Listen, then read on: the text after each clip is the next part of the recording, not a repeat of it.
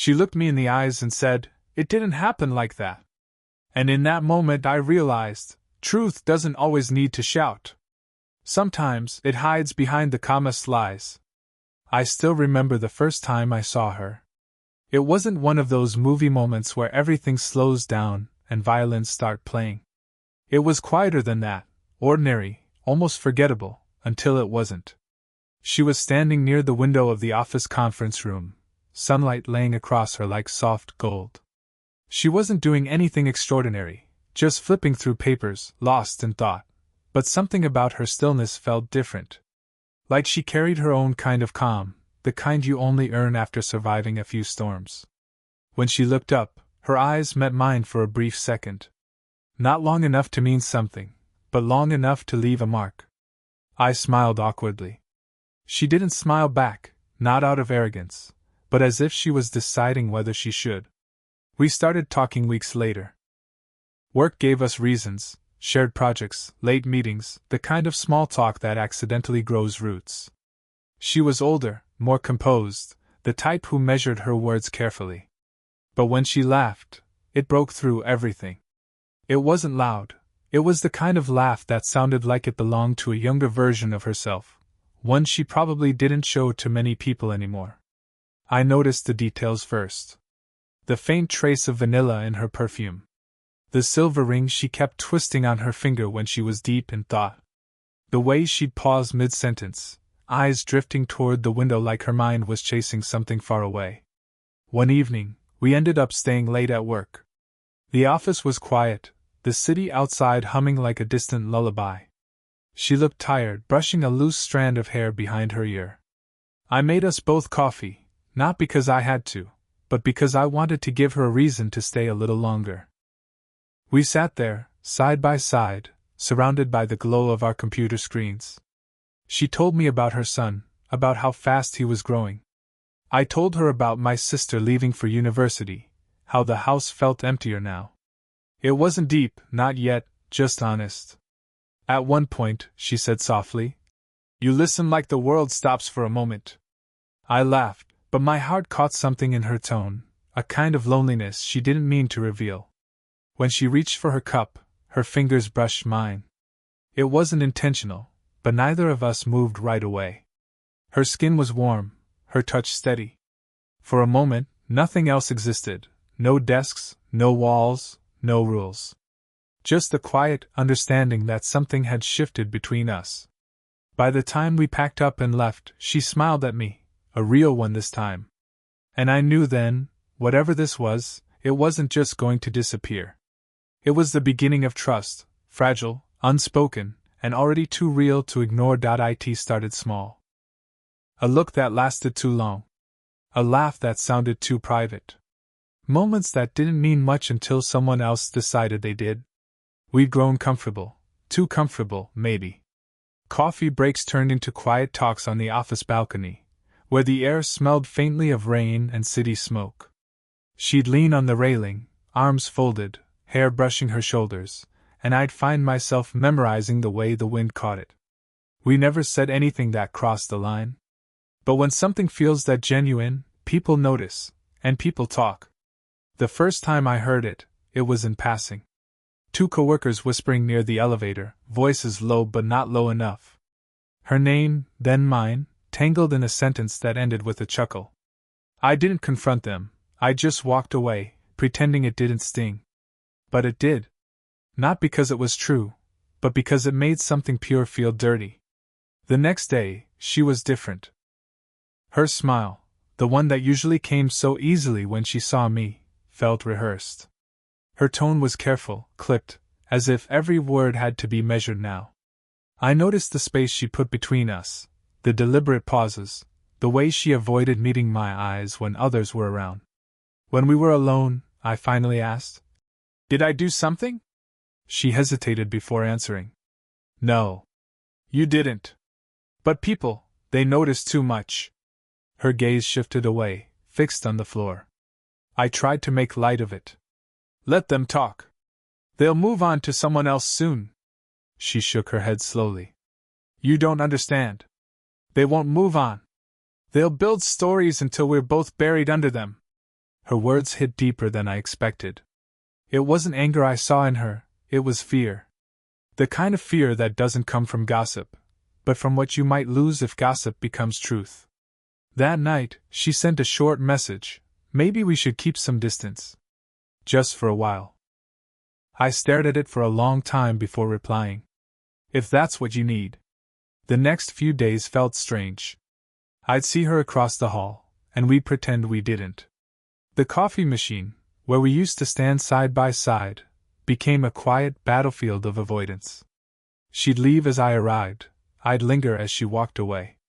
And yet, every time our eyes accidentally met, there was something unspoken there, regret maybe. Or longing trying to survive under the weight of caution. One evening, as she passed me by, she whispered just loud enough for me to hear. "I'm sorry." I wanted to tell her she didn't need to be. But by the time I turned, she was already gone, her perfume fading in the hallway, leaving only silence behind. And for the first time, I realized. It wasn't the rumors that hurt the most. It was how quickly they could make two honest people doubt what was real. Rumors have a strange way of growing legs. They start as whispers and end up walking straight into the wrong ears. For weeks, the tension sat between us like unspoken smoke. We still crossed paths, in meetings, passing by each other in the hallway, pretending everything was fine. But I could feel it, the distance she was trying to build, and the part of her that didn't really want to. Then one morning, everything changed. I was in the break room when I overheard it. Two voices again, lower this time, sharper. They weren't whispering anymore, they were certain. She told them nothing happened, one said. That he made it all up. The words hit me before I could breathe. She told them nothing happened. I didn't even know who them was. A supervisor? A friend? Someone she trusted to defend her name? It didn't matter. The meaning was clear, she had denied everything. Erased me like I was just another rumor. I stood there, hand frozen on the coffee pot, heart pounding so hard it felt visible. Part of me wanted to storm into her office. Another part wanted to disappear entirely. That night I didn't sleep. I replayed every moment, the balcony talks, the late-night coffee, her laughter echoing softly between us. Was all of it just something she could rewrite when it became inconvenient? When we finally met again, days later, she looked tired, drawn, her eyes heavy with something I couldn't name. "Can we talk?" she asked quietly. Her voice was calm, but her hands were trembling. We stepped into an empty corridor.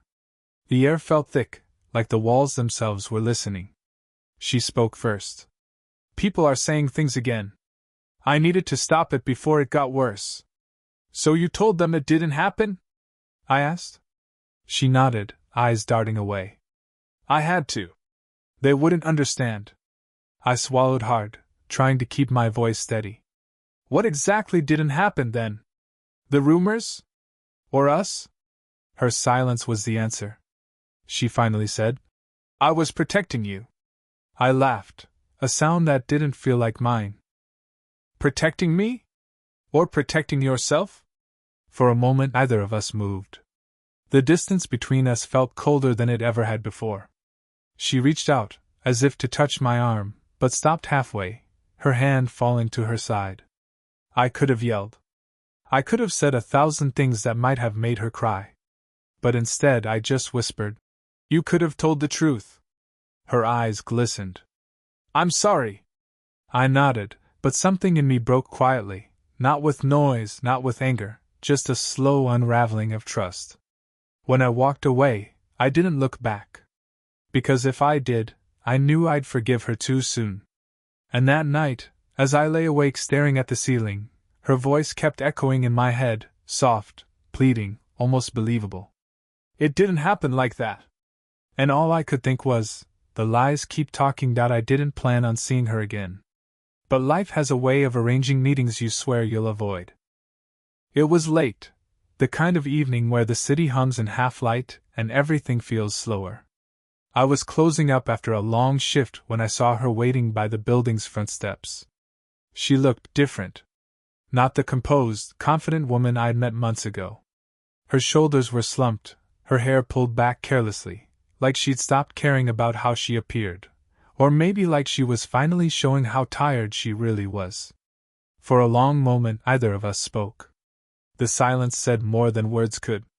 Then, quietly, she said, "Can we talk?" We ended up in the small cafe across the street, the same one where everything between us had started to feel real. The lights were dim, the place nearly empty. Outside, the rain had started again, tapping softly on the window like it wanted to listen too. She looked at me across the table, hands wrapped around a mug she wasn't drinking from.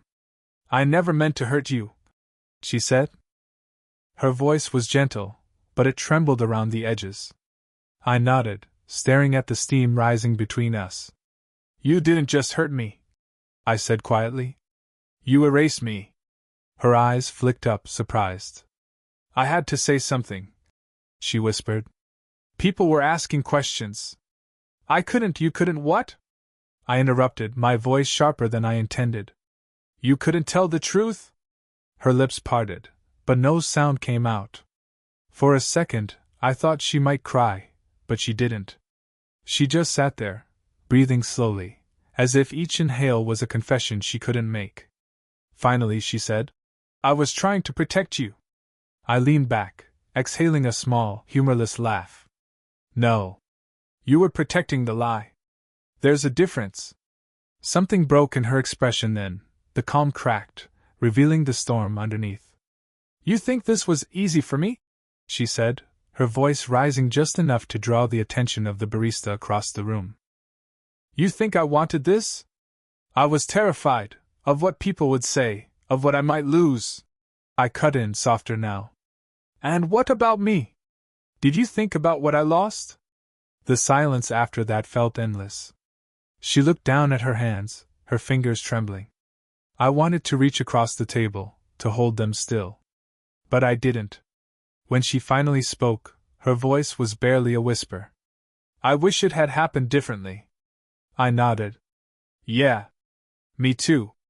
We sat there for a while longer, two people with too much history and not enough forgiveness. When we finally stood, she reached out, her hand hovering near mine, but I stepped back. Not out of cruelty. Just self-preservation. As she walked out into the rain, I caught my reflection in the window, tired, hollow, but somehow lighter. Because for the first time, the truth had been spoken aloud. And even if it hurt, it was real. Time doesn't always heal, sometimes, it just teaches you how to live with the bruise. After that night in the cafe, we drifted apart without ceremony. No long goodbyes, no closure speech. Just silence, and distance. She stopped coming to the office early. I stopped staying late. The tiny moments that once carried meaning, her lingering glance, her quiet laugh, vanished like they had never happened. But it's strange, how the smallest things still keep her alive in memory. A song playing faintly from a passing car. A scent of vanilla on someone else's scarf. The echo of heels on a hallway floor, and suddenly, my chest tightens like I've been pulled back in time. I tried to fill the space she left. I worked longer hours, took up running, met new people. But none of it worked. Every distraction only reminded me of what I was trying to forget. Because forgetting isn't erasing, it's learning to walk past ghosts without stopping. Sometimes I'd see her in the distance, across the street, leaving a bookstore, her head down, sunglasses on even when it wasn't sunny. I never called out to her. She never looked up. It was almost like we'd made an unspoken agreement, pretended never happened. Protect the illusion. But at night, when everything slowed down, that illusion fell apart. I'd lie awake replaying old conversations, her laughter over coffee, her soft voice when she said my name like it meant something. And I'd think about how quickly something real can dissolve when fear takes over. I remember one night, months after our last talk, I passed by the cafe where it all began. The lights were low, the same quiet music drifting through the glass. I stood outside for a moment, watching strangers sit where we once did. And for the first time, I didn't feel angry. Just tired. That's when I realized, she wasn't the villain in my story. She was human. Scared, flawed, trying to survive in a world that doesn't forgive certain mistakes. And maybe I was the same. We were both just two people who found something beautiful in the wrong timing, and then lost it to the weight of everything around us. The next morning, I deleted her messages, not out of hate, but because I needed to start breathing again. Still, when her name disappeared from my phone, it felt like erasing a piece of myself. Days turned into weeks. Weeks into quiet months. But the silence between us never really went away, it just became softer, less painful. Like a scar you forget about until someone brushes against it. Even now, when I walk past that street or smell her perfume on a stranger, something in me pauses, not longing, not regret, just quiet remembrance. Because love doesn't always end with a goodbye. Sometimes it just fades into distance, and you learn to keep walking. It happened on an ordinary morning, one of those gray, half-awake Mondays where the world feels a little heavier than usual. I found her letter in my mailbox. No return address, just my name written in her familiar, looping handwriting.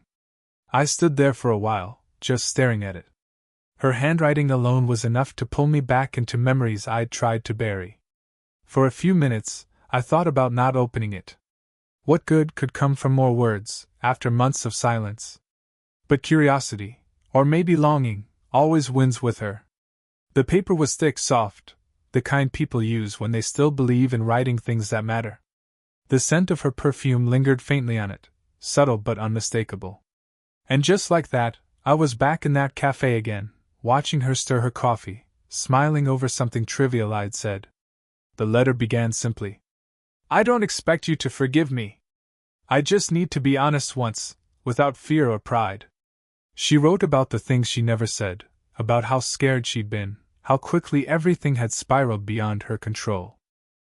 She admitted that when she denied us, she wasn't protecting her reputation as much as she was protecting her heart.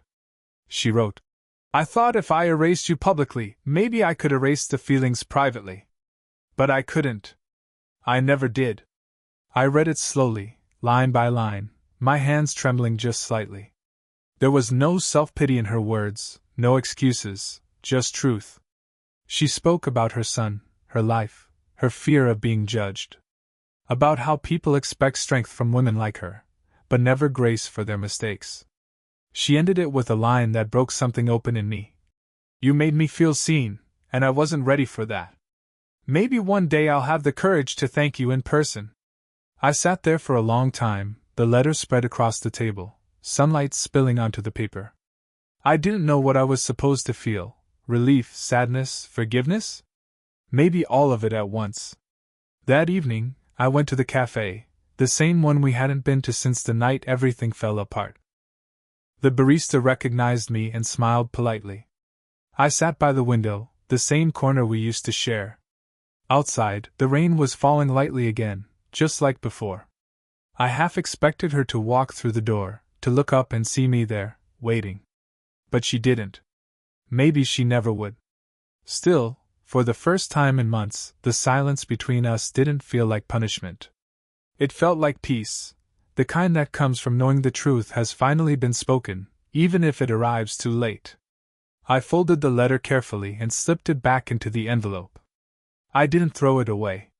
Some truths you keep, not to reopen the wound, but to remember how you healed. Months passed. Seasons shifted quietly, as they always do when you're no longer counting the days. By then, life had become simple again, or maybe just quieter. I worked, slept, made small talk that didn't mean much. The kind of living that looks fine from the outside but feels hollow when the lights go out. I hadn't heard from her since the letter. No messages, no calls. And honestly, I didn't expect to.